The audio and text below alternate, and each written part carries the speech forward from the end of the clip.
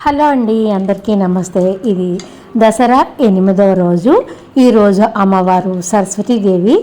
అమ్మవారికి సగ్గుబియ్యం పాయసం చేసి నైవేద్యంగా పెడుతున్నాను. సగ్గుబియ్యం పాయసం మనం చేసేటప్పుడు ఒక చిన్న టిప్పు పాటిస్తే మనం ఎంతసేపు అయినా సగ్గుబియ్యం చిక్కబడకుండా లూజుగా ఫ్రెష్గా ఉన్నట్టు ఉంటుందండి. ముందుగా సగ్గుబియ్యం ఒక అరగంట సేపు 2-3 సార్లు కడిగేసి నానబెట్టుకోవాలి. అలాగే ఒక 1/2 లీటర్ పాలు మరిగిస్తున్నాను. చిక్కటి పాలు అయితేనే బాగుంటాయి. ఇప్పుడు పాలు మరుగుతున్నప్పుడు సగ్గుబియ్యం కూడా వేసి గరిటెతో తిప్పుతూ ఉండాలండి, లేకపోతే అడుగంటుతుంది. ఇలాగ గరిటెతో తిప్పుతూ ఉండాలి. తగినంతగా షుగర్ వేసుకుని కొద్దిగా ఇలాచీ పొడి వేసుకుని సగ్గుబియ్యం ఉడికే వరకు మనం గరిటెతో తిప్పుతూ ఉండాలి.